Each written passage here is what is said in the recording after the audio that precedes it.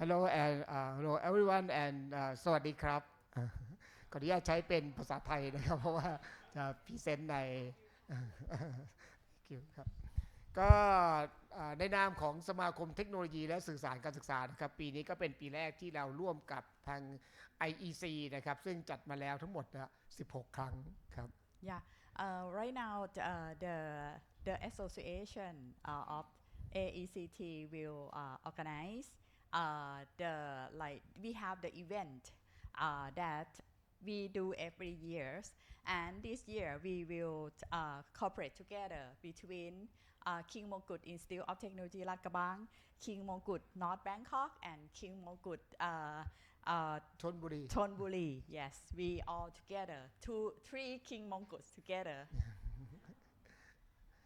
ครับก็ในงานของเราเนี่ยจะมีวันที่ 27 ถึง 28 นะครับเดือนพฤศจิกายนนะครับ Our work will be on 27 to 29 November.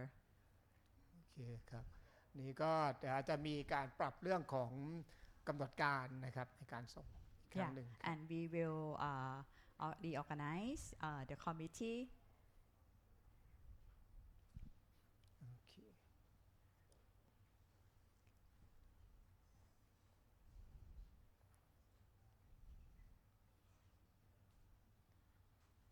นี่ก็เป็นการประชุมในครั้งนี้ของเรานะครับ and this is our the website will be launched soon, but right now we have the poster.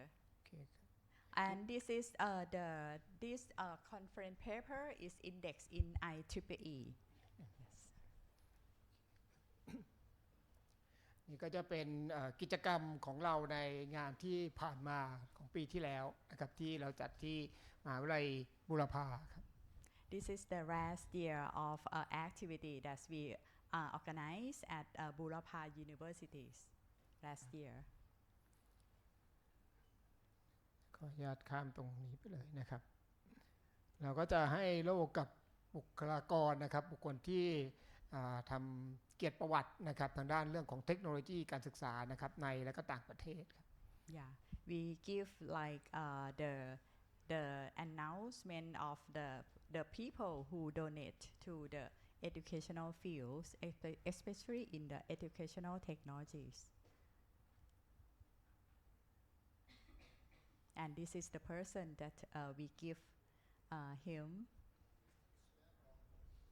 นะครับแล้วก็ปีนี้ก็จะเป็นของอาจารย์โทเนียนะครับที่เรามอบไปนะครับในเมื่อตอนเช้านะครับ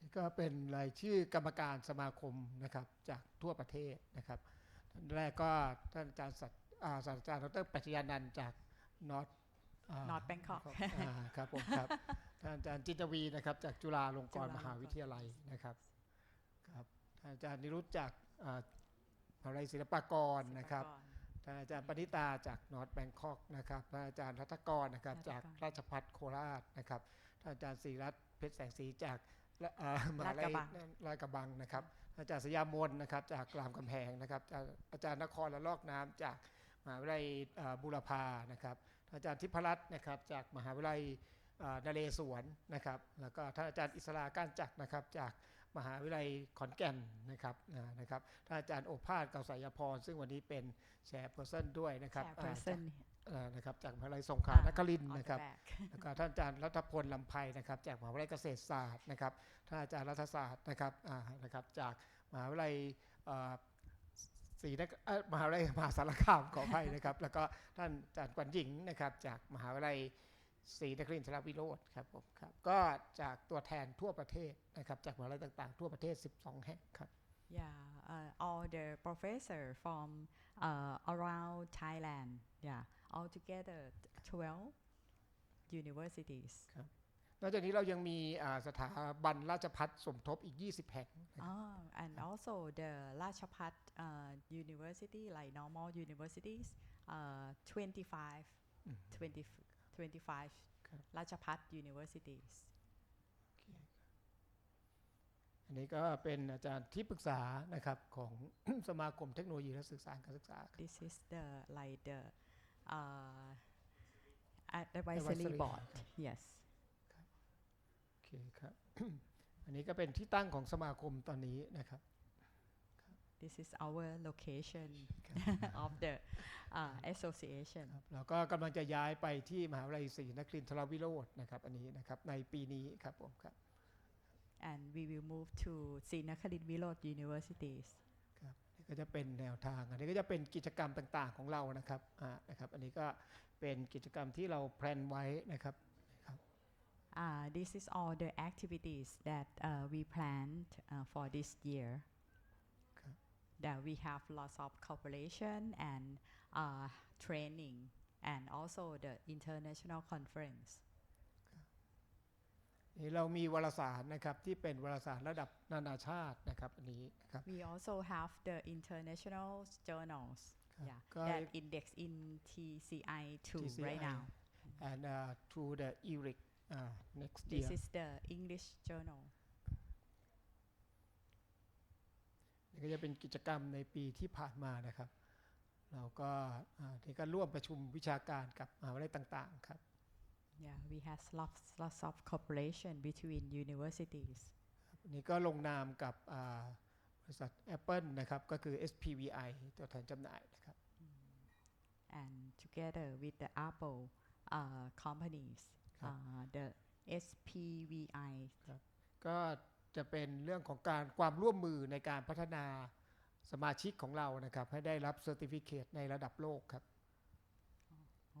that get the world class certificate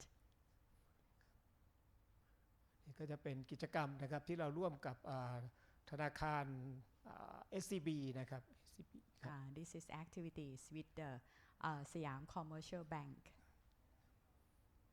เป็นเรื่องของการพัฒนาการเรียนการสอนนะครับหลักสูตรอบรมต่างๆครับ and also the trainings special training to the teacher ครับแล้วก็มีการประกวดหนังสั้นนะครับนะครับของสมาคมโดยมีมหาวิทยาลัยต่างๆสามารถที่จะส่งผลงานเข้าร่วมได้ and the short film Academy Award เป็นนักศึกษาในระดับปริญญาตรีที่ส่ง normally for the undergraduate students that they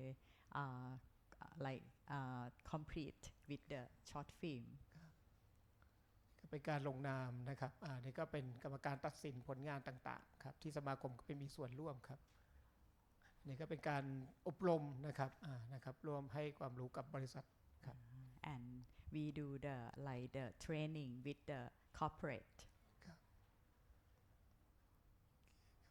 อันนี้ก็ร่วมกับงาน Director Asia นะครับซึ่งปีนี้ก็เดือนตุลานะครับจะมีการจัดที่ไบเทคนะครับเราก็จะเป็นส่วนร่วมนะครับในการจัดงานด้วยครับ and also with the director event that we normally do at around October this year I'm not sure this year also in October นี่สมาคมก็ร่วมในการเขียนสารานุกรมนะครับencyclopedia นะครับของในวาระที่พระบาทสมเด็จพระเจ้าอยู่หัวนะครับพระชนมายุ72พรรษานะครับก็สมาคมก็เป็นส่วนหนึ่งในการเขียนคำศัพท์ต่างๆเข้าร่วมนะครับ Yeah and also the association also writing the encyclopedia in Thai in the especially in the word in the educational technologies นี่ก็เป็นการลงนามความร่วมมือนะครับกับมหาวิทยาลัยศรีนครินทรวิโรจน์นะครับที่เราจะย้ายนะครับที่ตั้งไปอยู่ที่มหาวิทยาลัยศรีนครินทรวิโรจน์ครับ Yeah and also to do the MOU right with the ศรีนครินทรวิโรจน์ University that we move our location to that universitiesนี่ก็เป็นการมอบโล่ให้กับบูรพาจารย์ของเราเป็นอาจารย์ที่ท่านประสบความสำเร็จนะครับแล้วก็ท่านอาจารย์อยู่ได้รับนานแล้วแต่เราเพิ่งไปมอบให้ท่าน and we move the the certificate the honors to the previous professorsก่อนนี้ก็เราต้อนรับ visiting professor นะครับprofessor จีนนะครับ from Canada Yeah we also welcome the previous AECT president from Canada, Dr. Eugene. Yeah. He like to travel to Thailand very often. Every year. Every year. Oh, Dr. Tonia come. Dr. Tonia comes. โอเคครับ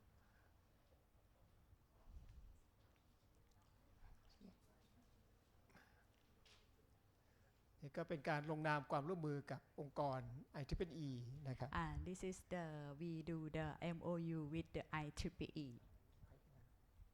Yes. นี่ก็เป็นกิจกรรมหนังสั้นของปีนี้นะครับ And this is the short film festival.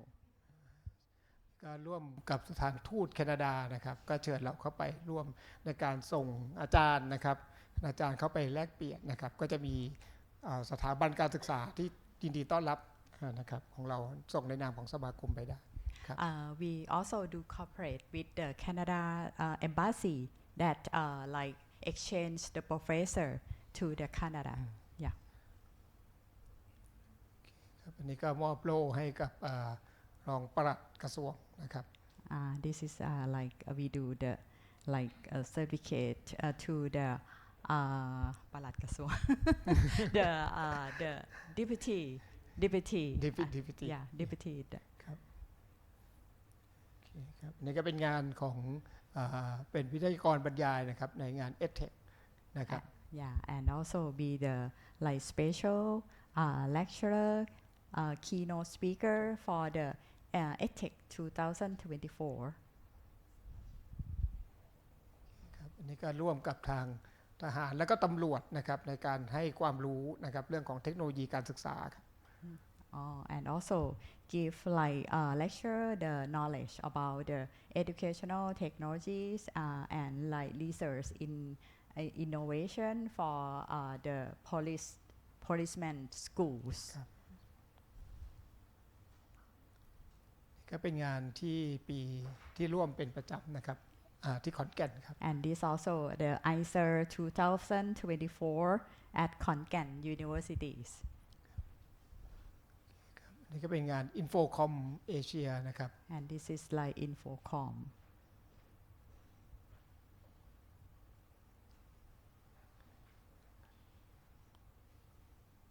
นี่ก็เป็นงาน Educa นะครับ Yeah and also the Educa that they do annually every year ก็นี่ก็ร่วมกับสมาคมAI นะครับ e-learning This is the cooperation with the AI with the e-learning association ครับอันนี้ก็ของงาน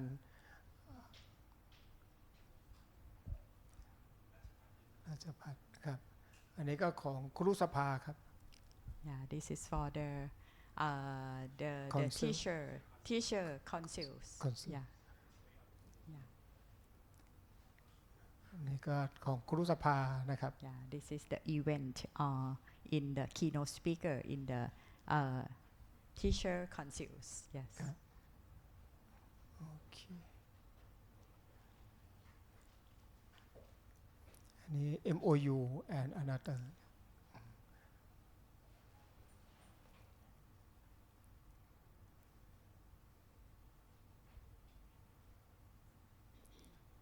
งานวันเด็กเราก็เอาเทคโนโลยี VR ไปให้เด็กได้ลองเล่นครับ In the children day we do the like VR things for the children in the children days ก็เป็นผลงานที่ผ่านมานะครับในปีที่ผ่านมานั่นเองของเรานะครับอันนี้ก็ที่มหาวิทยาลัยรามคำแหงที่เป็นเจ้าภาพปีก่อนครับ This is the at รามคำแหง Universities in 2023 Yes. โอเคครับก็อันนี้ก็จะเป็นอีกส่วนหนึ่งนะครับที่ของไทย AECT นะครับที่ได้เข้าไปร่วมนะครับกับทาง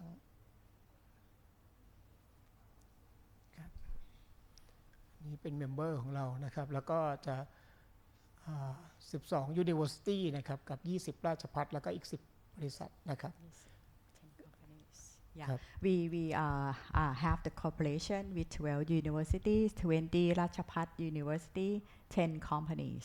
Altogether, is 125 members and include the 2,000 students that be our memberships. membership Yes. อันนี้ก็ Dr. Eugene. You're the first for the AECT Thai AECT Award. Okay. Yeah, Dr. Eugene, he's the previous president of the AECT. Yes. Yes. Yes, in the this year เราก็ภูมิใจที่มอบรางวัลให้กับท่านอาจารย์โทเนีย And this year, we are very proud that we give the certificate to Dr. Tonia.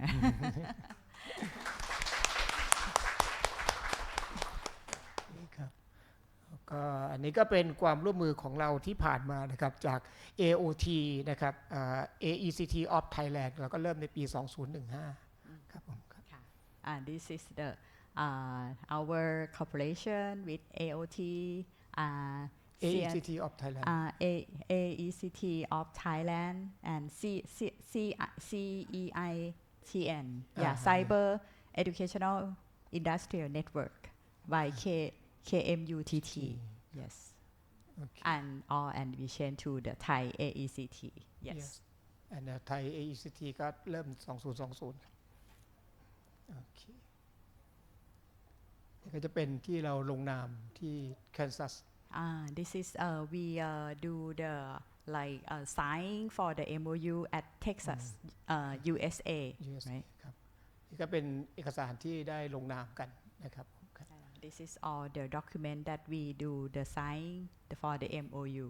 ครับก็จะประมาณนี้ครับ And that is for the activities for the Thai AECT.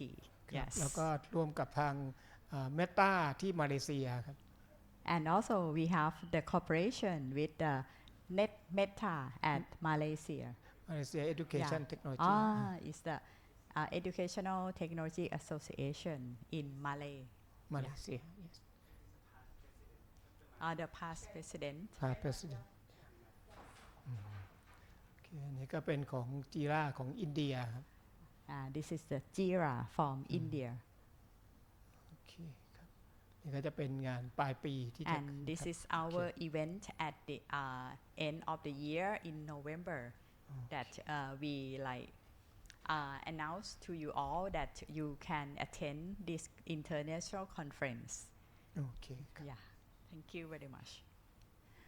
Thank you Thank you.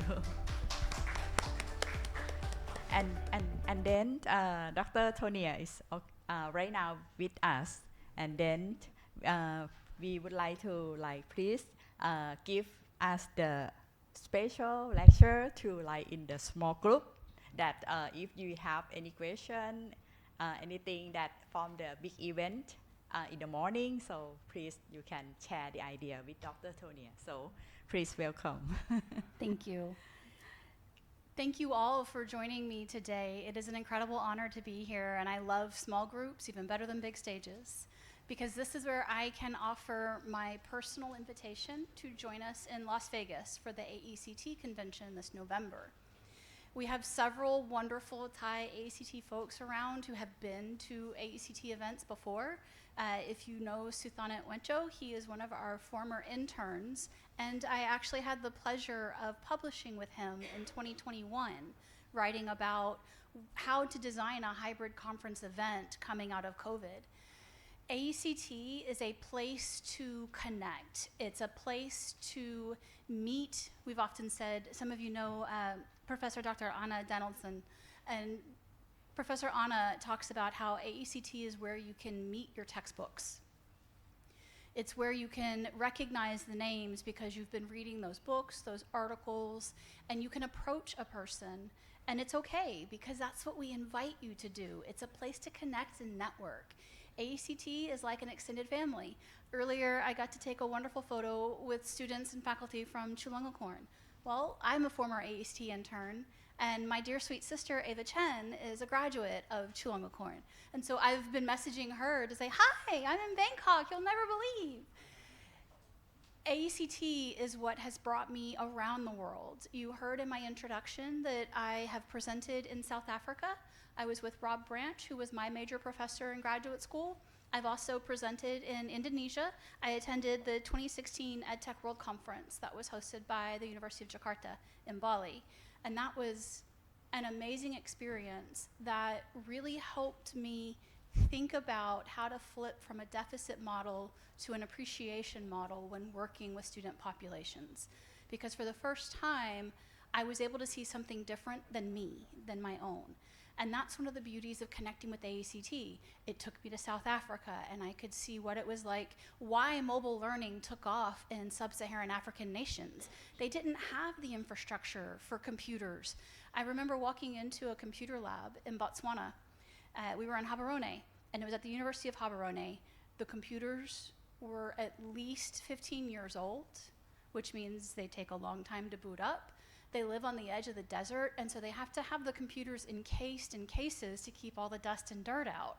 And in that moment, the practicality of solutions became very clear to me. And I'm grateful that AECT has let me travel the world, has introduced me to wonderful colleagues, and I would love to have you come join us. And perhaps AECT can finally support you in different ways. Next summer, we are excited to launch our first truly international event. It will be held in Dublin, Ireland, around the second week of July. We're still finalizing our details before we announce it. But it will be a publishing summit. And it will be an opportunity to come together with peers, work on writing projects, refine writing projects you've already had, start the one that's been in your brain for months or years, get coaching from facilitators. We have Springer Nature already confirmed to be a sponsor of this special event. And so their editorial teams will be there on site. They'll lead us in sessions talking about open access and how is open access being handled around the world. How do different countries handle paying for the fees or making sure that research and scholarship is available to the people as it should be. And so this is our opportunity to begin to expand our horizons in AECT. We will also be holding a practical-based online conference in the spring going forward, and you'll see that announcement soon. As AECT turns 100 years old, we're looking to the future and how can we support members? One of the questions that was asked of me this morning was how to not be replaced by AI. When I think about what is happening in societies globally, this room right here has the knowledge and the expertise to lead us through the future. Each of you has something to contribute to that. And if we were to leave this room and we go out into the world, we are just one. So that's why it's important to remember that you're never just one. Look around the room. These are your colleagues. This is your family to help lead us into the future and to help society feel at ease, help society be critical, and to help society think about how do we maintain our human connections going into the future. So it's exciting that you've all dedicated this time to be here, and I hope that I get to see you at a future AECT event, whether it's in person or online, because I'm excited to be able to connect with our friends closer and more deeply. If you are a member of AECT, we do now use the Higher Logic platform for communication, and so we are creating message boards and communities to bring us together. About a month ago, I was trying to look at the landscape of teacher preparation and what tools are being used for teachers to record their lessons and send back for feedback. I turned to AECT. I asked my colleagues in the teacher education division, what tools are your universities using? And then that lets me stay in the field, that lets me know what's happening. Would love to answer any questions. From an expertise, you heard earlier, instructional design is one of my fortes. It has been a pleasure producing the Survey of Instructional Design Models. Dr. Kent Gustafson started that project in the 1980s. And it was a simple monograph, the first year it came out. And then it began to grow as the field found value. And so then the second edition was written, and then the third edition, and that was when Rob Branch, my major professor, joined the project. And then Dr. Kent Gus retired, so Rob took the project on fully and then invited me as a student to be a co-author with him. When we released the most recent issue, we flipped the authorship, and I am now the first author on the book. The survey of ID models serves to help make instructional design simple for someone not in the field, for someone learning the field. If you're advanced in the field, it gives you an anchor to think about for your conceptual framework or for your practical framework that you might be implementing for a study or a problem-solving project. In addition to instructional design, I'm happy to chat about message design and how we present visuals and multimedia. My dissertation research and subsequent studies have used the cognitive theory of multimedia learning and measuring motivation in addition to cognition. Proud to say, actually, as of last year, medical journals are now starting to cite that work because they're using it to redesign their materials for medical school, and it's having an impact. And that's what reminds me that what we do matters. My research that I never thought would see the light of day because it took 6 rounds of revisions with the editors is now shaping educational programming for other students. There is no higher honor for me. It's an amazing testimony. I also have been, you heard science education, so I've been active in that world, which means I've had to work with inquiry-based learning and non-traditional methods and techniques as the United States tries to pivot how it teaches science from being facts to being inquiry. And then this morning you heard the latest as I shift into the idea of co-design. Culturally responsive co-design has become truly my heart's work. Moving to Alaska was different in many ways, is a simple way to put it. But I grew up, you heard me say, in Texas earlier this morning. Until very recently, I hid most of my upbringing because I was embarrassed by it. And then I moved to Alaska, where I learned to be proud of where I came from. I learned to openly talk about that my family did not buy meat at a grocery store or a market. I didn't know how to shop for meat when I went to college because if my father didn't hunt it and harvest it himself, we didn't eat it. We grew a lot of our own vegetables in our yard. The first week of deer season in the fall, my mom would write a letter to the teacher to excuse me from class so that I could go hunting with my father. In the spring, she would write the letter to let me go fishing with my father. Growing up, that's just what I knew as life. And then I went off to college, and as I started to tell my story, I actually got quiet because I realized it's not a common story, and it's not a story that any of my peers at college could identify with. I grew up in a mobile home on a dirt road. I was on free and reduced lunch in high school. My father dropped out of high school to join the United States Navy. My mother graduated high school to join the United States Navy. So I'm a first-generation college student as well. And so bringing all of those pieces of my identity to Alaska has been a beautiful awakening as I work with indigenous populations with incredibly remote and rural villages. We have 2 apprentices in our teacher preparation program right now who have taught me a whole new meaning of rurality. When we were trying to order their textbooks for them last year, we discovered that we don't have the luxury of Amazon to get it to them. And oh, by the way, we can't even really go buy it at the local bookstore and mail it to them because they get once a month a drop shipment, literally dropped out of the plane with their packages, their products, and their mail. Well, that doesn't work really well for students who need their textbooks now. And so we've had to rethink, how do we get them temporary digital access to textbooks? How do we make sure that we can get them what they need, recognizing and honoring where they are and why they want to remain in that community and how they want to rebuild their own communities? And so I offer this as a way to make myself vulnerable, because it means that when I design with others, I learn with them as well. And that makes it a very beautiful relationship. Questions? Yes.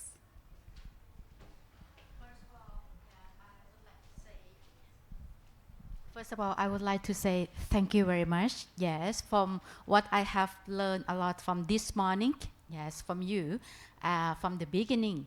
I can feel that you try to be in our shoes. Yes, you are really touched in what we are practice. When you begin your presentation this morning, you begin with the word reframe. Yes. And then on every slide that you mentioned, you have the reflection. Yes. And also you mentioned about another that is important, that is redesign. Yes, right, yeah.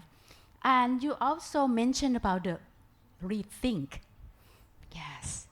And as this time, you have mentioned, and I think that is the most important part for all of us, as we are the instructional designer role, is you say that you're going to refine the way of the instructional designer to be simplified.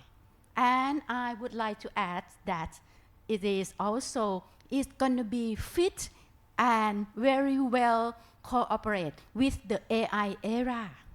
Yes, because the technology itself, as you mentioned, will mean nothing if our humans did not give its meaning. Yes. So I think that what Professor Tonia tried to encourage all of us is we need to have a cooperate. We need to work together. We need to share and exchange more in terms of what we have now, what you have now, and what will be the sweet point that we balance each other. Yes, that is the very thing. That is the most important thing. What I can say right now is I would say what you had said, I remember all. But I would like you to share more in the aspect of research, because we are here and we are really looking for what will be the aspect or the direction of the research that we should do now, and it will be give a big contribution in the next 5 months, 6 months, or next year. So that is what I'm really looking forward to. Thank you. It's a wonderful question. And I'm so glad you asked, because does anybody in here know Cora, our MC this morning? So she and I were chatting about a paper that she wrote for a class that she's working on getting published. And when I looked at her diagram, she's creating a framework for instructional design around the role of AI. No, we don't need any more instructional design models. There are many out there, and we find that we don't follow any one model, but that type of research is going to help us push beyond the superficial and begin to think about, what does this really mean? So for Cora, she's responding to reviewer comments about how they don't see the cognitive impact that she's arguing. That's where I'm excited to help her with readings that I think will make that connection and make that argument for her. So as we are thinking about, what do we research? Look for the theories that intersect with another practice or theory, because the whole world is into a mix, remix, and reuse mindset as we think about open access in particular. And so that intersection is going to be where you find the new questions to ask. Maybe it's around the intersection of AI use and motivation. And what does that do for learners when either they're using AI or they learn that their faculty are using AI to help give them feedback? We can look at studies that move beyond just comparing technologies, and I think we're going to finally, I hope, see the research that Dr. Tom Reeves and Dr. Susan McKinney out of Australia have shared with us around design-based research, and how the studies we have are not the studies we need. We need to find our authentic problems in our communities and then design a solution, whatever that learning solution is for that design problem. Capture that experience and push knowledge further as a result. So I've found in the last probably 6 or 7 years, I'm able to take a single project and turn it into different perspectives. We talked about COVID just a little bit this morning. One of the really exciting projects I got to do during COVID was building a virtual camp in Minecraft. Not for high schoolers, not for primary learners, for college students, post-secondary students, to be able to graduate with their degrees in geology. COVID shut down all summer field experiences, and that's a requirement in most universities to graduate with a degree in geology. So I had 2 colleagues in geology who contacted me and said, hey, we want to do this really cool thing. We're going to recreate well-known dig sites in Minecraft, and we want this to be part of our activity. How else do we go about this? And it was one of those dream moments where you want somebody to come in and ask you, how do you do something if you're queen of the world? Well, if I'm queen of the world, this is what we're going to do.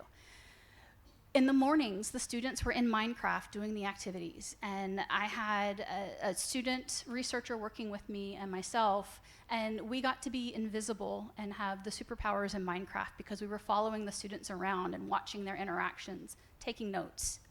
In the afternoons, they would get together in Zoom, and they would have their own breakout rooms for their teams. And one of our faculty members had convinced an industry partner to get us licenses for the primary software used for analysis and tracking. And so what we found, we published in Geoscience Communications, one of the articles.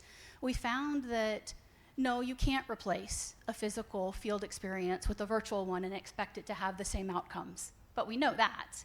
What we also found, though, is what we designed is something that should be offered to students, because we discovered that unlike that dig site where you go out and you get to play Indiana Jones and you get to dig, isn't reality.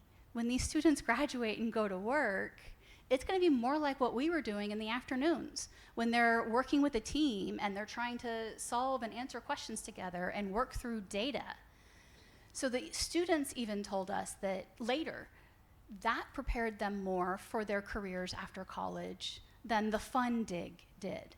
And so our takeaway message to university administrators was require both.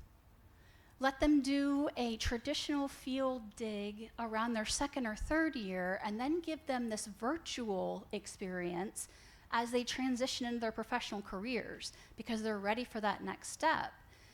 It was a tremendous opportunity to be able to implement this type of project. And as we looked at the data and what happened, it was simply magical, because it's not the kind of thing that you have to plan every minute detail.